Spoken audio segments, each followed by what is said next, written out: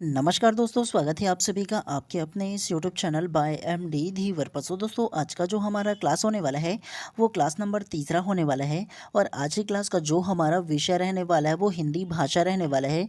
और आज की क्लास का जो हमारा टॉपिक रहने वाला है वो स्वर एवं व्यंजन का हम लोग थ्योरी क्लास करेंगे। ठीक है, तो आज से आप लोगों का जो हिंदी विषय है ना, उसका जो एग्जैक्ट जो टॉपिक है ना वो हम लोग शुरू कर रहे हैं। ठीक है, जिसके अंतर्गत स्वर क्या होता है और व्यंजन क्या होता है, दोनों को आप लोगों को थ्योरी में बेहतरीन तरीके से पढ़ाते हुए चलूंगा।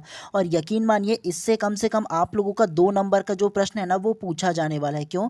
क्योंकि बहुत ही ज़्यादा इंपॉर्टेंट आज का ये जो टॉपिक रहने वाला है। ठीक है, तो सबसे पहले अगर आप लोगों का आपका सिलेबस को दिखाओ ना, चाहे आप प्री बीएड एंट्रेंस एग्जाम दिलाओ या प्री डीएलएड एंट्रेंस एग्जाम दिलाओ, दोनों का जो सिलेबस है वो सेम टू सेम है। ठीक है, देखो सबसे पहले हम लोग क्या पढ़ेंगे, वर्ण विचार। और वर्ण विचार के अंतर्गत ना सबसे फर्स्ट टॉपिक को पढ़ेंगे, स्वर और व्यंजन को दोनों को एक साथ कंप्लीट करेंगे। ठीक है, तो ध्यानपूर्वक आप लोगों को पढ़ना है।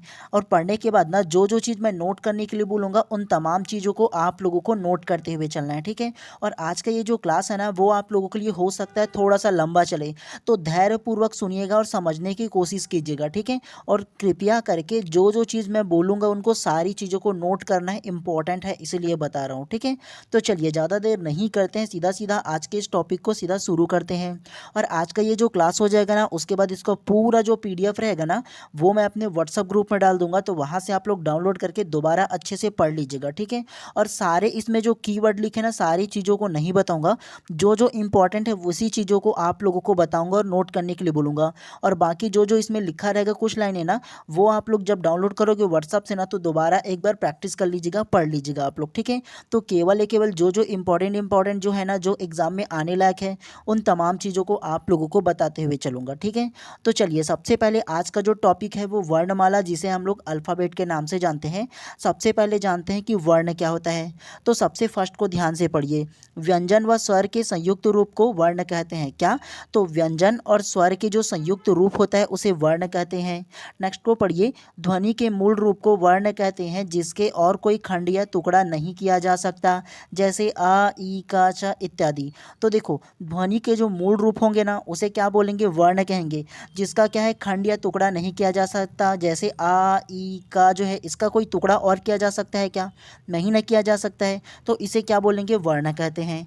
नेक्स्ट को पढ़िए, वर्ण को ध्वनि चिन्ह भी कहते हैं। क्या? तो वर्ण को ध्वनि चिन्ह भी कहते हैं। नेक्स्ट, ध्वनियों के लिखित रूप को वर्ण कहते हैं। नेक्स्ट, वर्ण हमारी उच्चारित वाणी या भाषा की सबसे छोटी इकाई है। तो वर्ण क्या है, तो वर्ण जो भाषा की सबसे छोटी इकाई है, ये आप लोगों को याद रखना है। नेक्स्ट, लघुत्तम वाग ध्वनि को वर्ण कहते हैं। नेक्स्ट, ध्वनियों के मेल से बने सार्थक वर्ण समुदाय को अक्षर कहते हैं। क्या? तो ध्वनियों के मेल से बने सार्थक वर्ण समुदाय को अक्षर कहते हैं। तो इन सारी चीज़ों को आप लोगों को याद रखना है। ठीक है, क्योंकि देखो आप लोगों के प्रश्न में ना ऐसे जो रहेगा उसको कूट में पूछा जा सकता है, बोला जाएगा कि इनमें से कौन कौन सा वर्ण की विशेषताएं हैं और कौन सा नहीं है, तो इस प्रकार से कूट में पूछा जा सकता है इसके विशेषताओं को। तो आप लोगों को एक बार पढ़ना है अच्छे से और इसे आप लोगों को याद रखना है। ठीक है, चलिए उसके बाद वर्णमाला क्या होता है इसके बारे में जानते हैं। फर्स्ट को पढ़िए, वर्ण के क्रमबद्ध और व्यवस्थित समूह या समुदाय को वर्णमाला कहते हैं। एक शब्द में अगर आप लोगों को बताऊं ना, तो वर्णमाला के क्रमबद्ध और व्यवस्थित समुदाय को क्या बोलेंगे, वर्णमाला बोलेंगे। तो ये आप लोगों को याद रखना है। नेक्स्ट, वर्णों के उच्चारित समूह को वर्णमाला कहते हैं। मतलब यह कि वर्णों के जो आप लोग उच्चारित करते हो ना उसके पूरे समूह को, चाहे वो स्वर हो चाहे वो व्यंजन हो, उसे वर्णमाला कहते हैं। नेक्स्ट, हिंदी भाषा देवनागरी लिपि में लिखी एवं पढ़ी जाती है। तो ये जो थर्ड लाइन है ना उसे आप लोगों को नोट करके रखना है, हिंदी भाषा देवनागरी लिपि में लिखा जाता है और पढ़ा जाता है, तो इसे नोट करना है। नेक्स्ट पढ़िए, हिंदी में कुल 52 वर्ण होते हैं। कितने?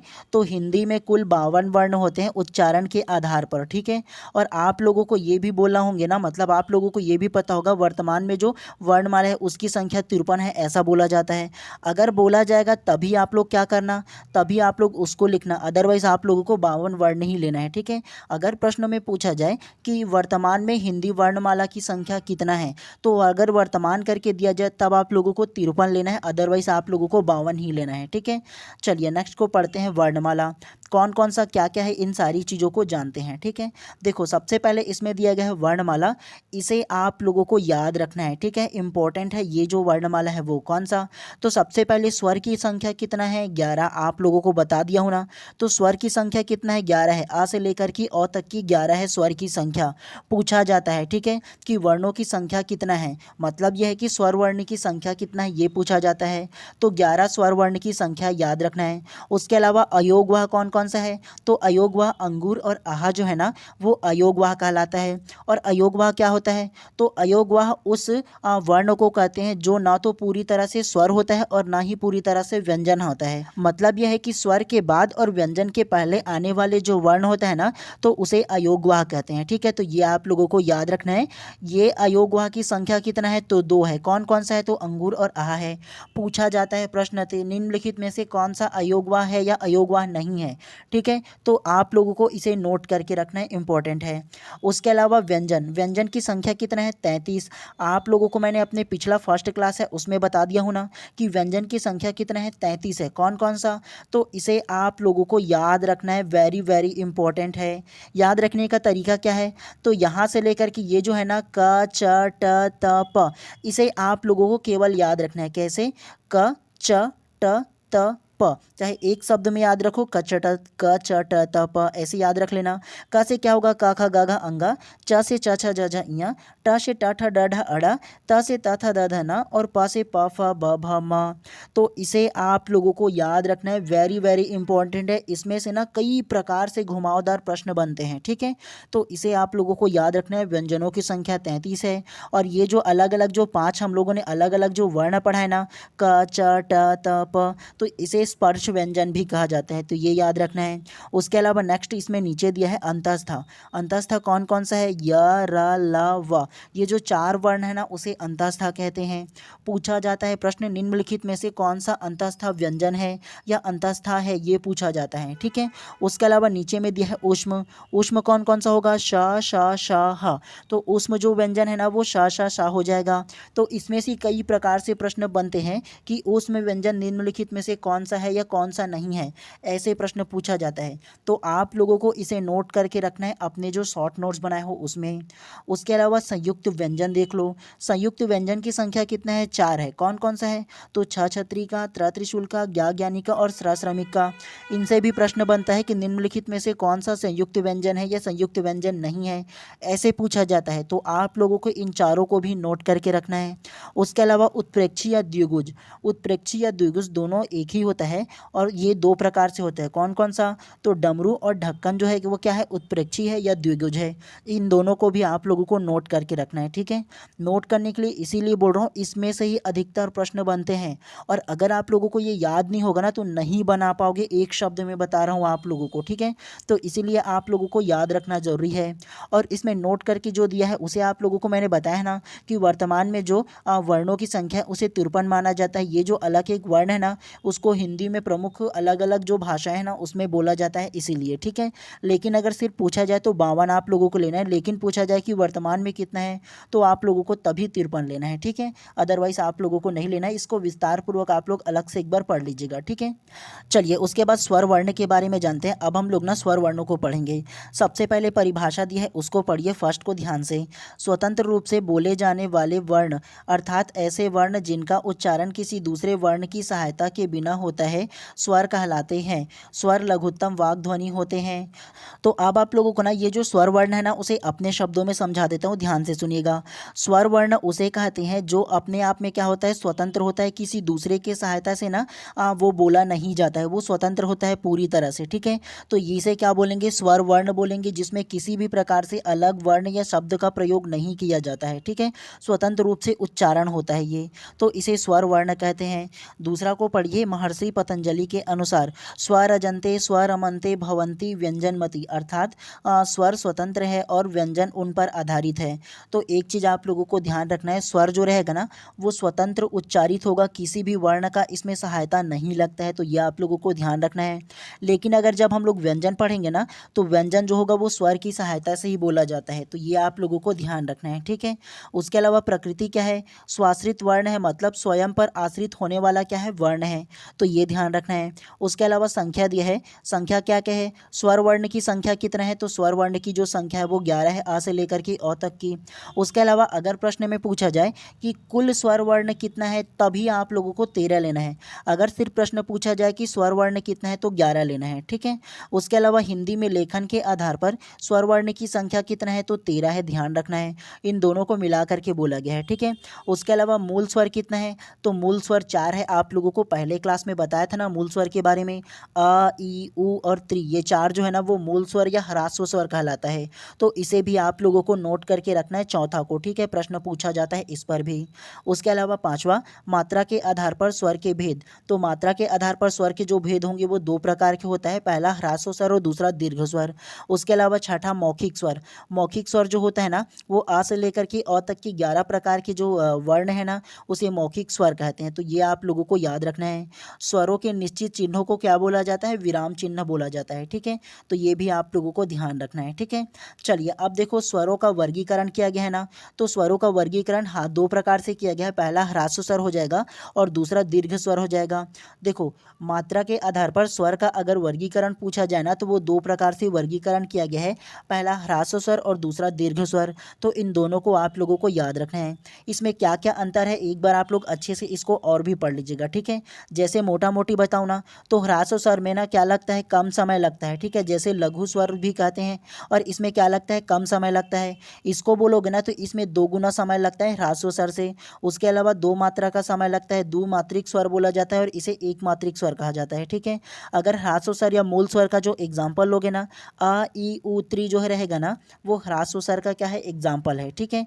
उसके अलावा देखो दीर्घ स्वर में कौन सा आएगा, बड़ा बड़ा जो भी चीज़ रहेगा ना, जैसे बड़ा अनार, बड़ा इमली, बड़ा उल्लू, बड़ा ये सारा चीज़ ना दीर्घ स्वर के अंतर्गत आ जाएगा। दीर्घ मतलब बड़ा, और बड़ा बड़ा जो वर्ण रहेगा उसे आप लोगों को ले लेना है, ठीक है।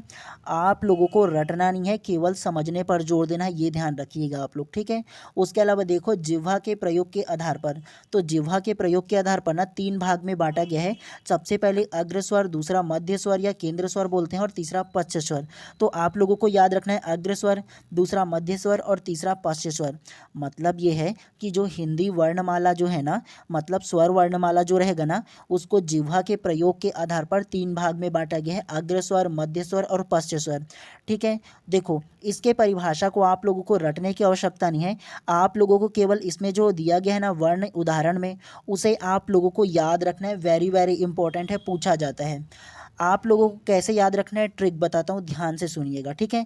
सबसे पहले आप लोग ना क्या कीजिएगा, अपने शॉर्ट नोट्स में एक लिखिए अग्र स्वर, दूसरा लिखिए मध्य स्वर और तीसरा लिखिए पश्च स्वर, ऐसे अलग अलग आप लोग लिख लिए ना।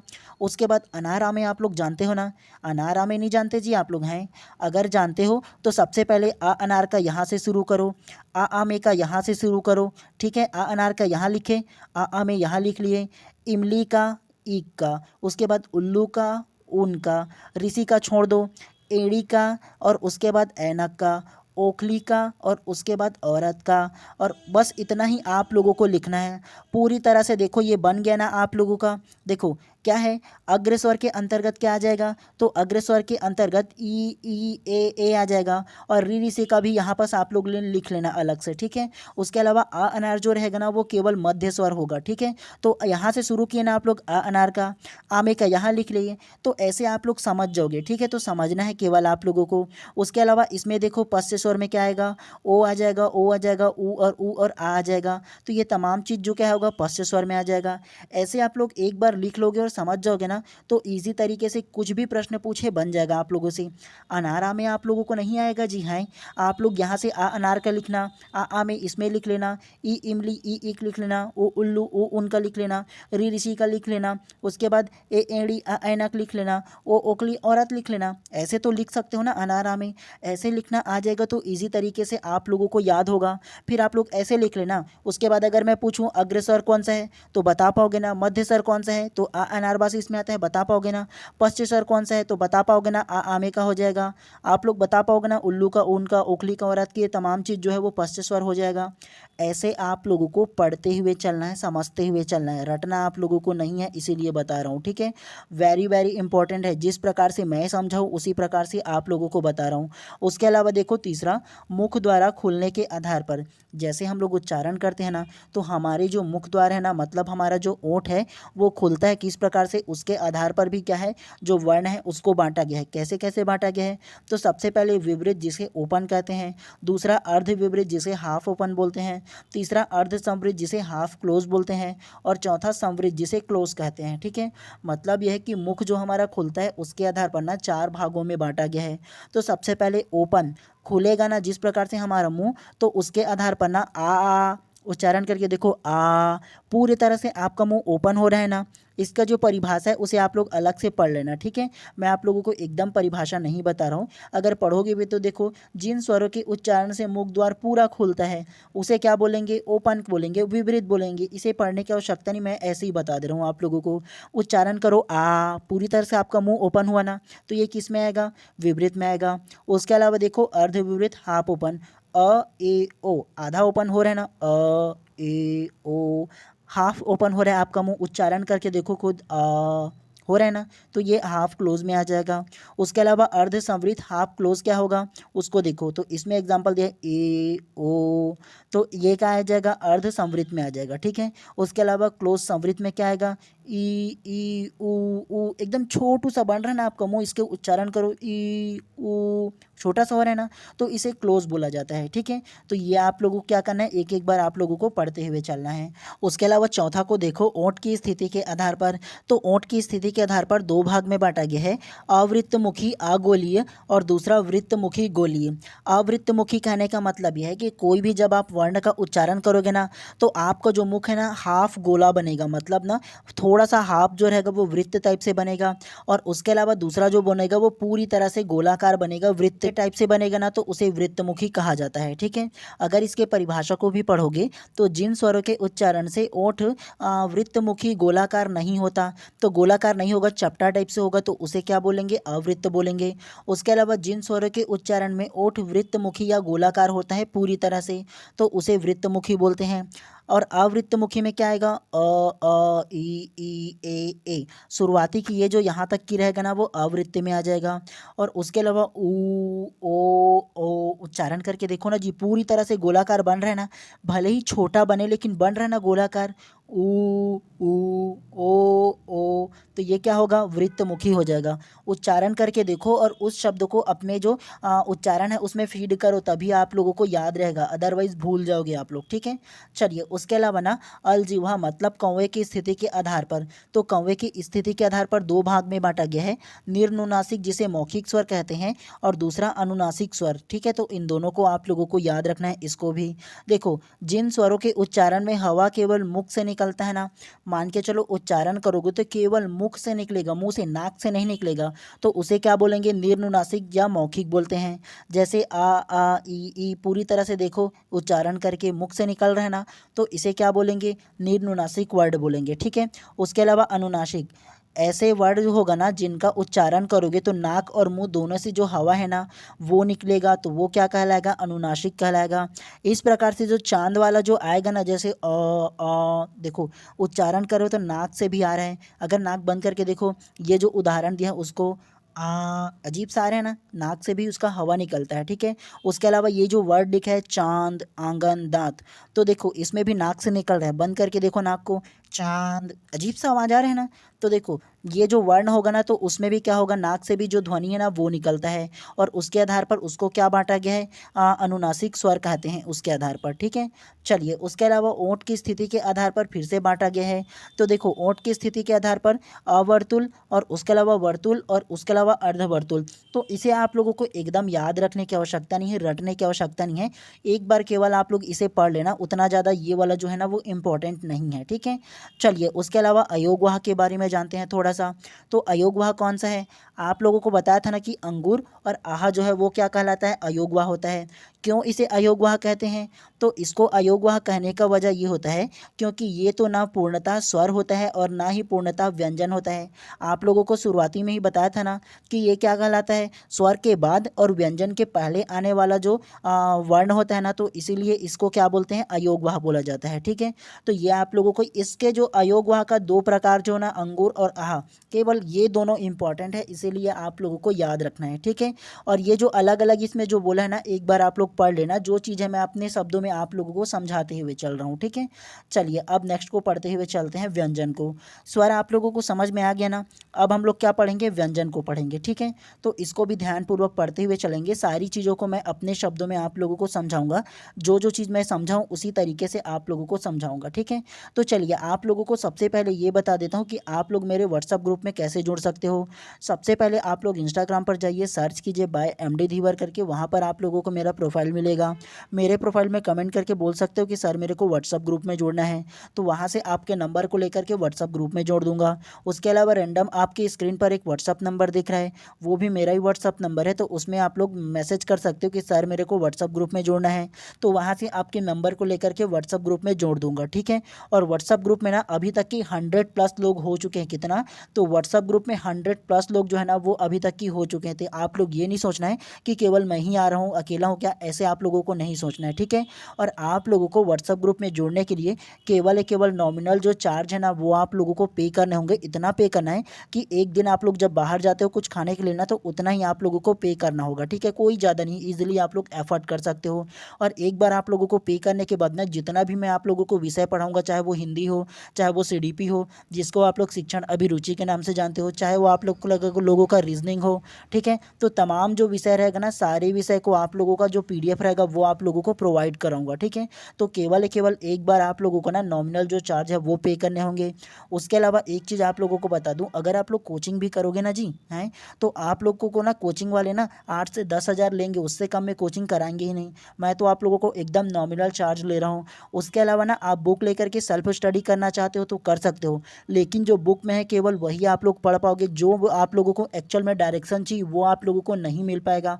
क्या पढ़ना चाहिए, क्या नहीं पढ़ना चाहिए, नोट करना है तो कैसे आप लोगों को नोट करना है, कौन सा टॉपिक से ज़्यादा क्वेश्चन पूछा जाता है, किससे नहीं पूछा जाता है, एग्जाम में कैसे आप लोगों को टाइम आप लोगों का स्पेंड करना है, क्या क्या चीज़ इंपॉर्टेंट है, आप लोग गाइडलाइन की आवश्यकता पड़ता है इन तमाम चीज़ों के लिए। पढ़ तो लाखों लोग रहे हैं, लेकिन स्मार्ट स्टडी कौन कर रहे हैं? मतलब यह है कि आप लोग हार्ड वर्क के साथ साथ स्मार्ट वर्क कैसे कर पाओगे? एक जो गाइडलाइनर है उसकी आवश्यकता पड़ता ही पड़ता है, चाहे कोई भी फील्ड में हो।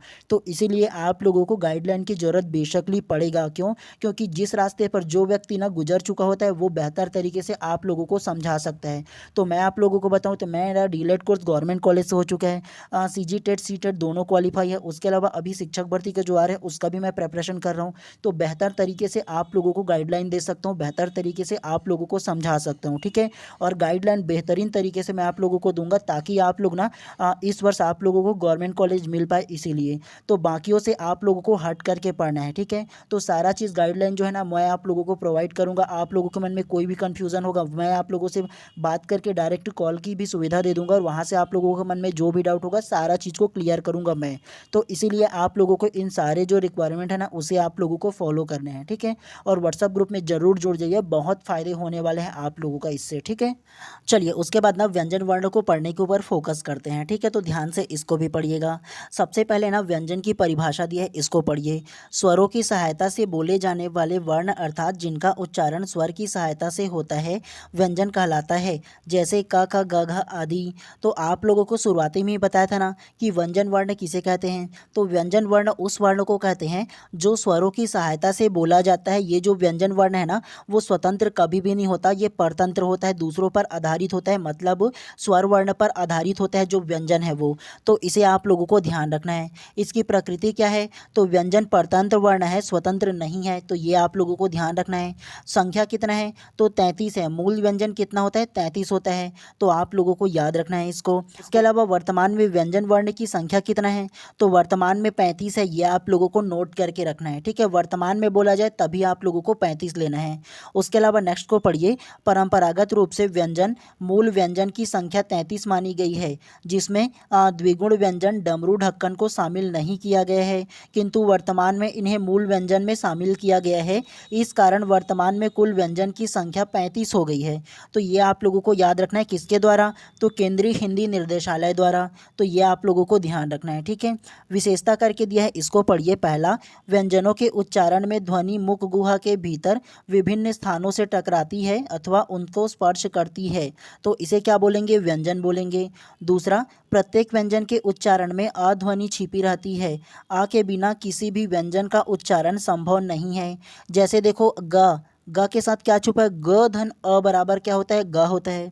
घ बोलोगे तो घ धन अ बराबर घ होता है। तो जितना भी व्यंजन वर्ण होगा ना, उसमें क्या छुपा रहता है? अ जो ध्वनि है वो छुपा रहता है। समझ में आया आप लोगों को? आप लोग क्या करना, एक बार उच्चारण करके देखो। ग तो ग के साथ आ रहना, घ के साथ आ रहना।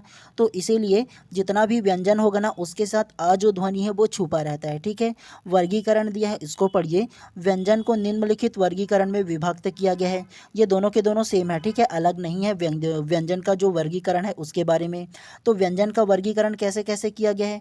तो सबसे पहला देखो, मूल व्यंजन। तो मूल व्यंजन की संख्या कितना है? 33 + 2 हो जाएगा। उसके अलावा संयुक्त व्यंजन कितना होता है? 4 हो जाता है। तो मूल व्यंजन को अलग अलग 4 भागों में बांटा गया है। कौन कौन सा? तो सबसे पहला हो जाएगा स्पर्श व्यंजन।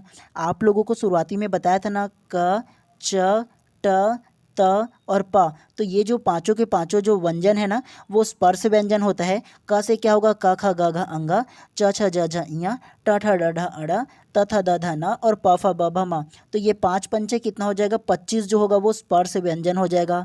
याद रखना है, इसे आप लोगों को नोट करना वेरी वेरी इंपॉर्टेंट है। इसमें कई प्रकार से प्रश्न बनते हैं। आगे चल के आप लोगों को प्रश्न भी कराऊंगा ना जी नेक्स्ट क्लास में, तब आप लोगों को बेहतरीन तरीके से पता चलेगा कि क्यों आप लोगों ने नोट नहीं किया। इसीलिए बोल रहा हूँ कि आप लोगों को इन सारी चीज़ों को नोट करना है। नहीं करोगे तो दिक्कत हो सकता है, इसीलिए आप लोगों को बोल रहा हूँ नोट करना है, वेरी वेरी इंपॉर्टेंट है। तो सबसे पहला स्पर्श व्यंजन हो जाएगा क च ट त प। तो याद रखना है, स्पर्श व्यंजन है। दूसरा अंतस्था। अंतस्था बताया था ना, य र ल व। ये चारों के चारों क्या होगा? अंतस्था व्यंजन हो जाएगा। जिस प्रकार से मैं बिना देखे केवल अंतस्था बोलने के बाद मेरे माइंड में ये चारों के चारों वर्ण मेरे को याद आया, ठीक उसी प्रकार से आप लोगों को भी याद होना चाहिए। आप रटो कि याद करो, मुझे नहीं पता, लेकिन आप लोगों को याद होना चाहिए। समझ में आया आप लोगों को? तो अंतस्था व्यंजन कौन कौन सा होगा? अंतस्था जो होगा वो य र ल व, ये चारों के चारों अंतस्था हो जाएगा। तीसरा ऊष्म व्यंजन कितना होता है? 4 होता है। कौन कौन सा होता है? तो ऊष्म जो होगा वो श श और ह, तीनों प्रकार के जो स है वो हो जाएगा, और ह जो होगा वो हो जाएगा ऊष्म व्यंजन, ठीक है। तो ये आप लोगों को याद होना चाहिए। ये रटो या याद रखो नहीं पता मुझे, लेकिन होना चाहिए आप लोगों को एक शब्द में याद। अभी नोट करके रख लो, इंपॉर्टेंट है, ठीक है। चौथा उसके बाद क्या होगा? उत्प्रेक्षी। उत्प्रेक्षी कौन सा होगा? डमरू और ढक्कन। क्या? तो डमरू और ढक्कन जो है वो उत्प्रेक्षी व्यंजन हो जाएगा। 2 आप लोगों को बताया था ना शुरुआती में भी, तो इसे भी आप लोगों को नोट करके रखना है। कई प्रकार से प्रश्न बनते हैं। समझ में आ रहा है आप लोगों को? चलिए, अब चारों जो अलग अलग पढ़े ना, अब इसको हम लोग अलग अलग करके समझते हुए चलेंगे। सबसे पहला स्पर्श व्यंजन। स्पर्श व्यंजन की परिभाषा को पढ़ोगे तो क्या बोलेंगे? स्पर्श व्यंजन की जो परिभाषा है ना, उसको पढ़ोगे तो इसमें ये बोला गया है कि इसमें जब ना कोई भी जो स्पर्श व्यंजन है उसका आप उच्चारण करोगे, तो उच्चारण में कंठ, तालु, मूर्धन्य, दंत, ओष्ठ अलग अलग जो स्थान है उसको क्या करेंगे? स्पर्श करेंगे। और उसके आधार पर क्या किया गया है? स्पर्श व्यंजन को बांटा गया है, ठीक है। तो ये आप लोगों को ध्यान रखना है। आप लोग परिभाषा स्वयं से पढ़ लीजिएगा, ठीक है। आगे मैं समझाते हुए चलूंगा। उपनाम क्या बोला गया है?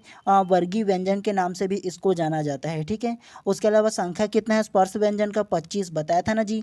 क, च, ट, त, प, ये पांचों को याद रखना है। क से क ख ग घ अंगा, च से च छ ज झ इया, ट से ट ठ ड ढ अड़ा, त से त थ द ध न और प से प फ ब भ म।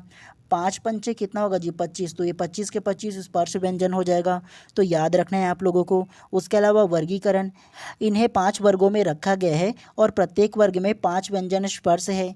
आप लोगों को बताया ना, इसीलिए केवल मैं आप लोगों को थ्योरी टाइप से नहीं बता रहा हूँ, प्रैक्टिकली बता रहा हूँ समझा करके। ये जो थ्योरी है वो आप लोग आराम से पढ़ते रहिएगा। मेरा मकसद जो है वो आप लोगों को समझाना है।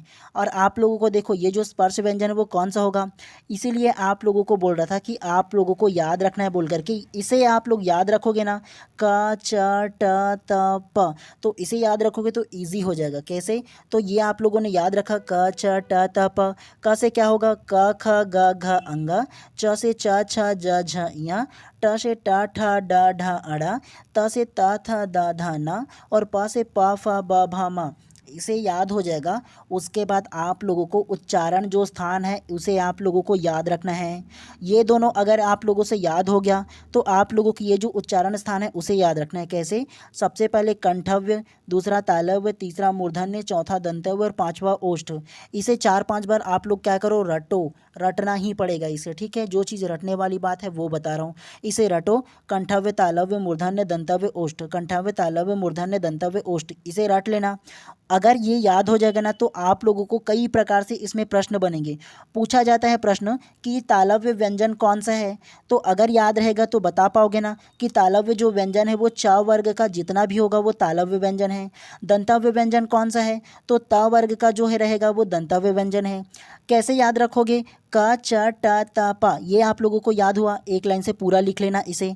उसके बाद कंठव्य, तालव्य, मूर्धन्य, दंतव्य, ओष्ठ, प्रश्न कोई भी पूछा जाए तो आप लोगों को समझ में आ जाएगा ना। कंठव्य, तालव्य, मूर्धन्य, दंतव्य, ओष्ठ, पहला वाला लाइन कंठव्य है, दूसरा वाला लाइन तालव्य है, तीसरा वाला लाइन मूर्धन्य है, चौथा दंतव्य और पांचवा ओष्ठ है। तो समझ में आ जाएगा ना जी। आप लोग लिखोगे इस प्रकार से तो कोई भी प्रश्न पूछा जाएगा तो ईजी तरीके से आप लोग बता पाओगे अगर याद रहेगा तो। इसीलिए आप लोगों को प्रैक्टिकली आप लोगों को याद रखना है, ठीक है।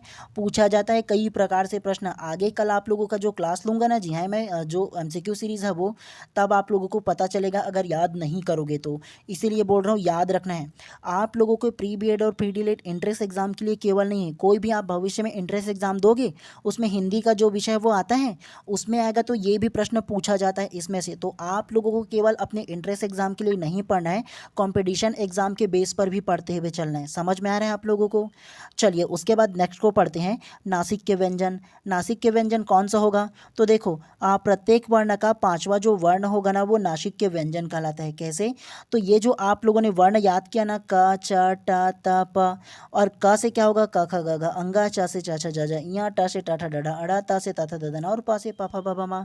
तो इसका जो लास्ट वाला ये जो व्यंजन है ना, लास्ट वाला जो वर्ण है ना, वो सारे के सारे क्या होगा, नासिक के व्यंजन होगा। याद रहेगा आप लोगों को। नासिक के का मतलब ये होता है कि जिसका उच्चारण नाक से भी होता है, ठीक है। तो वो आप लोगों को याद रखना है। इसका पांचवा जो वर्ण है वो नासिक के कहलाता है। पूछा जाता है, वेरी वेरी इंपॉर्टेंट है, कई बार व्यापम के एग्जाम में पूछा गया है। समझ में आ रहा है, इसीलिए आप लोगों को याद रखना है।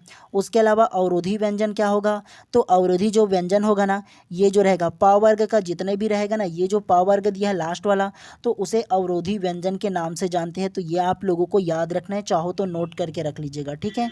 चलिए उसके बाद दूसरा को पढ़ते हुए चलते हैं। अब अंतस्था को पढ़ते हैं। अंतस्था व्यंजन कौन सा है, तो या रा ला वा, आप लोगों को बताया हो ना अंतस्था व्यंजन को, तो ये अंतस्था व्यंजन हो जाएगा। अगर आप लोगों को परिभाषा क्या होता है ये बताऊं ना, तो परिभाषा को पढ़िए। ये स्वर और व्यंजन के बीच की स्थिति है जो जीभ, तालु, दंत, ओष्ठ पारस्परिक टकराने उच्चारित होने किंतु कभी भी पूर्ण स्पर्श नहीं होता, तो इसे क्या बोलेंगे, अंतस्था बोलेंगे। परिभाषा कभी पूछा नहीं जाता तो याद रखने की आवश्यकता नहीं है आप लोगों को, ठीक है। आप लोगों को केवल एक चीज याद रखना है, क्या, तो अंतस्था व्यंजन कौन कौन सा है, तो या रा ला वा, ये चारों के चारों क्या है, अंतस्था व्यंजन है। केवल आप लोगों को इतना याद रखना है, ठीक है।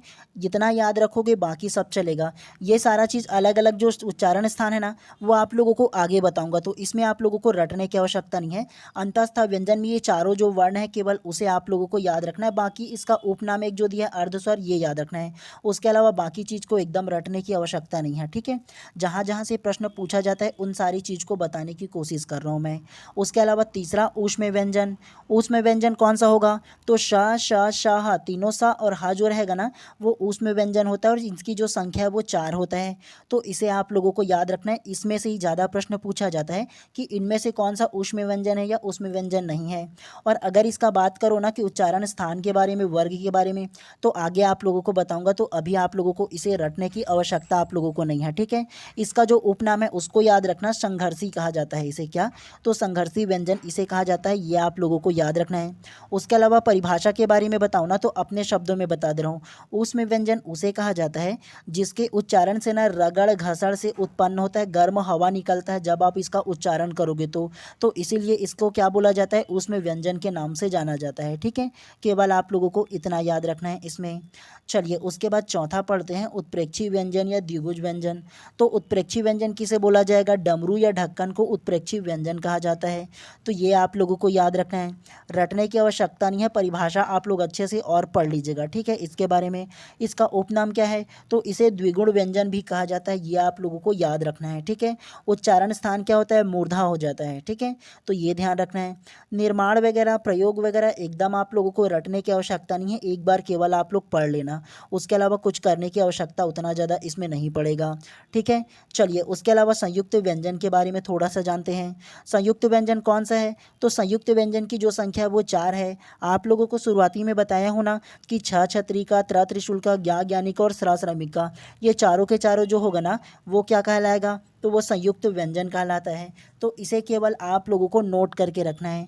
इसका जो उपनाम है वो क्या है, तो उपनाम जो होगा वो संयुक्त अक्षर कहलाता है। ठीक है, तो ये आप लोगों को याद रखना है। केवल इसके परिभाषा को एक बार पढ़ लीजिएगा, रटने की आवश्यकता नहीं है। उसके अलावा इसके परिभाषा को एक बार आप लोग पढ़ लीजिएगा, उतना इंपॉर्टेंट नहीं है, परिभाषा कभी पूछा नहीं जाता है। ठीक है, तो ये आप लोगों को ध्यान रखना है। चलिए उसके बाद संयुक्त वर्ण के बारे में जानते हैं। संयुक्त वर्ण 2 वर्ग में बांटा गया है। सबसे पहले संयुक्त स्वर होता है और दूसरा संयुक्त व्यंजन होता है। संयुक्त स्वर अगर पूछा जाए तो ए ए ओ औ होगा, तो इसे आप लोगों को नोट करके रखना है, पूछा जाता है। उसके अलावा संयुक्त व्यंजन पूछा जाए तो छ छत्री का, त्र त्रिशूल का, ज्ञा ज्ञानिक और स्रा श्रमिक का, ये चारों के चारों संयुक्त व्यंजन कहलाता है। तो इसे आप लोगों को क्या करना है, नोट करके रखना है। इसको भी दोनों को नोट करना है, पूछा जाता है अक्सर कि इनमें से संयुक्त स्वर कौन सा है या इनमें से संयुक्त व्यंजन कौन सा है या कौन सा नहीं है। इस प्रकार से प्रश्न जो है वो पूछे जाते हैं, तो दोनों को आप लोगों को नोट करके रखना है। ठीक है, चलिए इसके बाद में व्यंजन का वर्गीकरण श्वसन या प्राण की मात्रा के आधार पर जानते हैं। तो देखो व्यंजन का जो वर्गीकरण है ना वो श्वसन या प्राण की मात्रा के आधार पर 2 प्रकार से किया गया है। सबसे पहला अल्प प्राण होगा और दूसरा महाप्राण होगा। अब आप लोगों के मन में सवाल आएगा कि ये अल्प प्राण और महाप्राण क्या होता है। तो देखो हवा की कम बेसी के आधार पर ना इसे 2 भाग में बांटा गया है, अल्प प्राण और महाप्राण बोल करके। इसमें से अक्सर जो प्रश्न है ना वो पूछा जाता है। ठीक है, तो इसमें जो अलग अलग है ना उसे आप लोगों को याद रखना है। कैसे याद रखना है, तो सबसे पहला देखो इसमें दिया है, एक में दिया है अल्प प्राण दिया है और दूसरे में महाप्राण दिया है। आप लोगों को शुरुआती में एक चीज़ याद रखने के लिए बोला था ना, क्या, तो सबसे पहले क, च, ट, त और प, ये जो 5 वर्ण हैं वो आप लोगों को नोट करने के लिए बोला था ना। क से क्या होगा, क ख ग घ अंगा, च से क्या होगा, च छ ज झ इया, ट से क्या होगा, ट ठ ड ढ अड़ा, त से क्या होगा, त थ द ध न, और प से क्या होगा, प फ ब भ म। तो ये अलग अलग 5 जो वर्ण है, 5 से 25 जो आप लोगों का स्पर्श जो व्यंजन है ना उसे आप लोगों को याद रखना है। ये याद हो जाएगा तो ईजी तरीके से आप लोग अल्प प्राण कौन सा है और महाप्राण कौन सा है ये आप लोग समझ जाओगे। कैसे, तो देखो ये जो अलग अलग जो आप लोगों को 25 5 पंचे 25 प्रकार के आप लोगों को बताया ना, क से देखो ये क ख ग घ अंगा ये बताया ना, ये याद हो जाएगा आप लोगों को। तो देखो आप लोगों को कैसे याद रखना है अल्प प्राण और महाप्राण, तो अल्प प्राण का पहला, तीसरा और 5वां ये तीनों के तीनों क्या होगा, अल्प प्राण होगा। कैसे, तो ये आप लोग लिख लोगे ना 5 से 25 जो स्पर्श व्यंजन है उसको, क ख ग घ अंगा, च से च छ ज झ इया, ट से ट ठ ड ढ अड़ा, त से त थ द ध न और प से प फ ब भ म, ये लिख लिए। तो पहला, तीसरा और 5वां ये जो होगा वो अल्प प्राण होगा। समझ में आया आप लोगों को। उसके अलावा उसमें सेम टू सेम दूसरा आप लोग फिर से लिख लेना, क ख ग घ अंगा, च छ ज झ इया, ट ठ ड ढ अड़ा, त थ द ध न और प फ ब भ म लिख लिए। उसके बाद दूसरा और चौथा ये जो होगा वो महाप्राण कहलाएगा। स्पर्श व्यंजन का पहला, तीसरा और 5वां जो होता है वो अल्प प्राण होता है, और उसके अलावा स्पर्श व्यंजन का ही दूसरा और चौथा जो होता है वो महाप्राण होता है। समझ में आया आप लोगों को? ये तमाम जो अलग अलग बोला गया है ना, ये जो परिभाषा दी है उसको याद रखने की उतना ज़्यादा आवश्यकता नहीं है। मैं पीडीएफ दे दूंगा तो वहाँ से आप लोग दोबारा एक बार पढ़ लेना।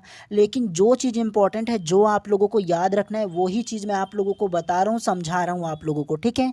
तो आप लोगों को स्पर्श व्यंजन याद हो गया, 5 पंचे 25 वाला तो याद हो जाएगा। तो पहला, तीसरा और पाँचवा जो होगा ना, वो पहला में देखो ये वाला, तीसरा में देखो ये वाला और पाँचवा में देखो ये वाला। तो ये तीनों के तीनों क्या होगा, अल्प प्राण होगा। उसके अलावा महाप्राण, तो आप लोगों का स्पर्श व्यंजन का दूसरा लाइन और चौथा लाइन ये क्या होगा, महाप्राण होगा। तो इसे आप लोगों को नोट करके रखना है, वेरी वेरी इंपॉर्टेंट है। पूरा इसे लिखने की आवश्यकता नहीं है, सीधा लिखो कि स्पर्श व्यंजन का पहला, तीसरा और पांचवा अल्प प्राण कहलाएगा और स्पर्श व्यंजन का ही दूसरा और चौथा महाप्राण कहलाएगा। समझ में आया आप लोगों को? अगर इसे याद रख लोगे तो इजी तरीके से समझ में आ जाएगा। और इसमें से कई प्रकार से प्रश्न पूछे जाते हैं, कई प्रकार से प्रश्न। अगर ये याद नहीं रहेगा तो कोई भी प्रश्न आप लोगों से नहीं बनेगा, कंफ्यूज हो जाओगे, ठीक है। तो इसे आप लोगों को याद रखना है।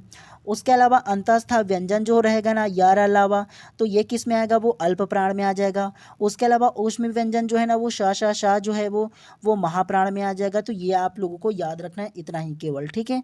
ये दोनों जो इंपॉर्टेंट है वो बता रहा हूँ, एकदम ही ये सारा चीज़ को पढ़ने की या रटने की आवश्यकता नहीं है। चलिए उसके अलावा दूसरा को फिर से पढ़ते हैं। इसी प्रकार से एक आप लोगों के लिए और है, वर्णों का वर्गीकरण स्वतंत्रीय श्वसन के आधार पर, ठीक है। मतलब श्वसन में जो कंपन उत्पन्न होता है ना, तो उसके आधार पर भी बांटा गया है, ठीक है। ये पहला करके दिया है, इसको पढ़ लो थोड़ा सा। कंपन के आधार पर व्यंजन को दो भाग में बांटा गया है। कौन कौन सा भाग में? तो सबसे पहला अघोष और दूसरा सघोष। तो आप लोगों को एक भाग को याद रखना है। आप लोगों को बताना अल्प प्राण और महाप्राण बताया है, तो ये आप लोगों को अलग याद रखना है। उसी प्रकार से अघोष और सघोष भी दो भाग में बांटा गया है कंपन के आधार पर, ठीक है। अघोष में कौन कौन सा होगा? तो आप लोगों से फिर से वही क्वेश्चन करूंगा। आप लोगों को ये जो स्पर्श व्यंजन 25 है, जो आप लोगों को याद होगा ना, क च ट त प, ये याद रहेगा। क से पूरा का पूरा 25 वर्ण पूरा लिख लेना। अघोष कौन सा होगा? पहला और दूसरा जो होगा वो अघोष कहलाएगा। उसी प्रकार से सघोष कौन सा होगा? सघोष जो होगा वो तीसरा, चौथा और पांचवा इसका जो लाइन है वो सघोष कहलाएगा। दोनों के अंतर को आप लोगों को स्पष्ट याद रखना है।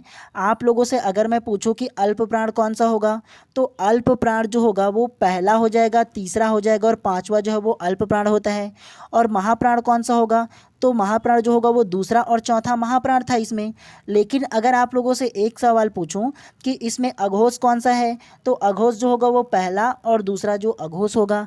सघोष कौन सा होगा? तो सघोष या घोष बोल सकते हो, ठीक है। सघोष या घोष दोनों बोल सकते हो, कोई दिक्कत नहीं है उसमें। या घोष बोलोगे तो तीसरा, चौथा और पांचवा जो होगा वो घोष कहलाएगा। ऐसे आप लोगों को प्रैक्टिकली याद रखना है। चाहो तो नोट कर लेना, लिख लेना, मुझे नहीं पता कि क्या करोगे आप लोग, लेकिन आप लोगों से याद होना चाहिए। अगर याद नहीं होगा तो इसमें से जो प्रश्न पूछा जाएगा नहीं बता पाओगे यार। वेरी वेरी इंपॉर्टेंट है, इसीलिए बता रहा हूँ। आप लोगों को बीएड डीएड के एग्ज़ाम के लिए केवल याद नहीं रखना है, आप लोगों को कॉम्पिटिशन एग्ज़ाम के लिए भी याद रखना है, क्योंकि भविष्य में आप लोगों को कॉम्पिटिशन एग्ज़ाम भी दिलाना है। तो इसीलिए आप लोगों को याद रखना है इसके बारे में, ठीक है। और देखो अघोष की संख्या कितना होगा? 10 है। 5 इसमें का 5 इसमें का 10 ही ना होगा। उसके अलावा घोष की संख्या कितना है? 15 है। 5 10 15 याद रहेगा ना आप लोगों को। उसके अलावा कौन कौन सा और जो व्यंजन है वो आएगा इसके अंतर्गत? तो देखो उसमें व्यंजन हो जाएगा श जो होगा ना तीनों, ये इसमें आ जाएगा अघोष में। उसके अलावा अंतस्थ व्यंजन भी इसमें आ जाएगा, यार अलावा आ जाएगा। ऊष्म का हा जो है वो भी आ जाएगा। तो रटना नहीं है, ये जो नीचे में है ना उसे आप लोगों को याद रखना है, ठीक है।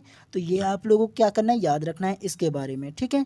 केवल आप लोगों को इतना पढ़ना है, एकदम ज़्यादा रटने की या एकदम ज़्यादा आप लोगों को वो करने की आवश्यकता नहीं है। मैं जो जो चीज़ बोला हूँ ना उसको केवल आप लोगों को याद रखना है। बाकी ये छोटा छोटा जो चीज़ है ना उसे आप लोग एक बार पढ़ लीजिएगा आप लोग, ठीक है। और वेरी वेरी जो इंपॉर्टेंट है ना वो आप लोगों का ये वाला वर्णों का उच्चारण जो स्थान दिया ना, वो आप लोगों के लिए ये जो है ना वो वेरी वेरी इंपॉर्टेंट है। कैसे याद रखना है ये आप लोगों को बताऊंगा, ठीक है। तो चलिए जानते हैं अब वर्णों के उच्चारण स्थान को। इसे आप लोगों को कैसे याद रखना है ये आप लोगों को बताता हूँ, ध्यान से सुनिएगा और समझने की कोशिश कीजिएगा आप लोग, ठीक है। सबसे पहले आप लोगों को ये बता दूँ ना, इनमें से ना कई प्रकार से प्रश्न बनते हैं और इसे आप लोगों को याद हो जाएगा ना तो कई प्रश्न आप लोगों से ईजिली बन जाएगा। सबसे पहले जो चीज़ आप लोगों को याद रखना है ना, वो ये जो नाम दिया है ना उसको आप लोगों को याद रखना है। कम से कम आप लोगों को यहाँ तक की जो है ना उसको पहले नाम को याद रखना है। कैसे? तो सबसे पहले कंठव्य, तालव्य, मूर्धन्य, दंतव्य, ओष्ठ, कंठ, तालव्य, कंठोष्ठ और दंतोष्ठ। तो ये 8 अलग अलग जो इसमें वर्ण के नाम है ना, तो उसे पहले आप लोगों को याद रखना है, एक लाइन से याद होना चाहिए। पहले आप लोग इसे ही रटो चाहे याद करो, मुझे नहीं पता, लेकिन होना चाहिए। कैसे? तो कंठव्य, तालव्य, मूर्धन्य, दंतव्य, ओष्ठ, कंठ, तालव्य, कंठोष्ठ और दंतोष्ठ, ये 8 जो अलग अलग जो वर्ण है ना 8, उसे आप लोगों को याद रखना है। ये जो याद हो जाएगा तो एक बार आप लोग कहीं पर भी सीक्वेंस बाय सीक्वेंस लिख लिख करके देखो, लिख लोगे याद हो जाएगा। दूसरा स्टेप आप लोगों को क्या करना है, ये जो पहला नाम जो है वो याद हो जाएगा। उसके बाद अनारामी तो आप लोगों को आता होगा जी, है ना? तो अनारामी में क्या करना, पहला लाइन के जस्ट सामने अनार का, आमे का और अंगूर लिख लेना। उसके बाद दूसरा लाइन में इमली का, ईख का लिख लेना। तीसरा लाइन में आप लोग ऋषि का लिख लेना। चौथा लाइन को ब्लैंक छोड़ देना। पांचवा लाइन में उल्लू का, ऊन का लिख लेना। छठा लाइन में क्या लिखना, एड़ी का, ऐनक का लिखना। और सातवां लाइन में क्या लिखना है, ओखली और औरत का लिख लेना। बस इतना ही आप लोगों को याद रखना है। ये नासिक के को उतना ज़्यादा आप लोगों को याद रखने की आवश्यकता नहीं है। ऊपर में अम का बिंदु लगा हुआ है, मतलब नाक से उच्चारण किया जाता है, ना से नाक ले लेना और ना से नासिक के ले लेना। ये खत्म पहला वाला लाइन। समझ में आया? पहला आप लोगों को इसका जो वर्ण का नाम है उसे आप लोगों को याद रखना है या रटना, मुझे नहीं पता, लेकिन 1 से लेकर के 8 तक की आप लोगों को याद होना चाहिए। वो तो याद हो जाएगा। उसके अलावा दूसरा जो आपका स्टेप होगा उसमें आप लोगों का स्वर, अनारा में तो आप लोगों को ईजिली पता होगा, एक लाइन से लिखते हुए चलना आप लोग, तो ये हो जाएगा पहला ख़त्म। उसके बाद आप लोगों को तीसरा स्टेप क्या करना है, व्यंजन को करना है। व्यंजन में क्या करना है, व्यंजन में आप लोगों को ये तो सिखाया हूँ जी मैंने, क च ट त प, क च ट त प, ये जो पांचों याद हो जाएगा तो क से क ख ग घ अंगा, च से च छ ज झ ञ, ट से ट ठ ड ढ अड़, त से त थ द ध न और प से प फ ब भ म। ये एक लाइन से ये याद हो गया है और ये आप लोगों को 8 तक की याद है। तो ये तो ईजिली आप लोगों से 1 से लेकर के 5 तक की ईजिली याद हो गया आप लोगों को। कोई ज़रूरत पड़ा क्या? नहीं पड़ा।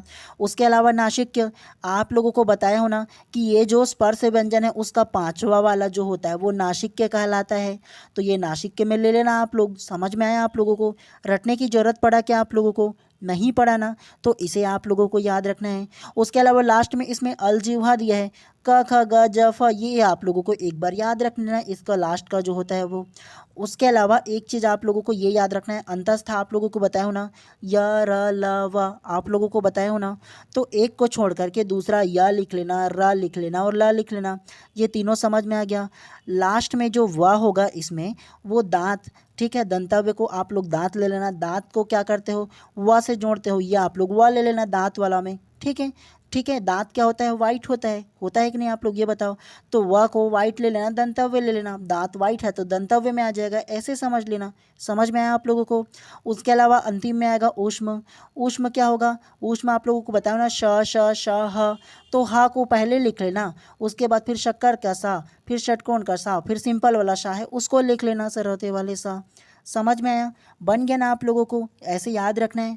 आप लोगों को पीडीएफ इसका तुरंत ही अपने जो व्हाट्सअप ग्रुप है उसमें प्रोवाइड कर दे रहा हूँ, तो वहाँ से डाउनलोड कर लेना, पहले देख लेना, समझ लेना, उसके बाद बिना देखे याद करने की कोशिश करना। इसमें से कई प्रकार से लगभग 80% जो क्वेश्चन है इसी में से ही पूछे जाते हैं। ठीक है, पूछा जा सकता है कि ई और ई किस वर्ण में आता है, बता पाओगे, याद होगा तो तालु, तालव्य या तालु में आता है। इसमें से कोई भी वर्ण को पूछा जाएगा तो बता पाओगे ना, लिख करके बता पाओगे, प्रैक्टिकल के थ्रू आप लोग लिखोगे फिर बता पाओगे ना पूरा आंसर को। तो इसीलिए आप लोगों को इसको याद रखना है, वेरी वेरी इंपॉर्टेंट है। उसके अलावा इसमें उच्चारण स्थान दिया है, ये दोनों एक ही है। ठीक है, आप लोग या तो कंठव्य वर्ण बोल लो या सीधा इसको याद रख लो, दोनों के दोनों एक ही है। ये जो शुरुआती नाम दिया है और लास्ट में उच्चारण स्थान दिया, दोनों एक ही है। इसमें आप लोगों को कंफ्यूज नहीं होना है। कंठव्य, तालव्य, मूर्धन्य, दंतव्य, ओष्ठ, कंठ, तालव्य, कंठोष्ठ, दंतोष्ठ, मैं ऐसे याद किया हूँ। जिस प्रकार से मुझे याद है वैसे ही आप लोगों को याद होना चाहिए। समझ में आ रहा है आप लोगों को?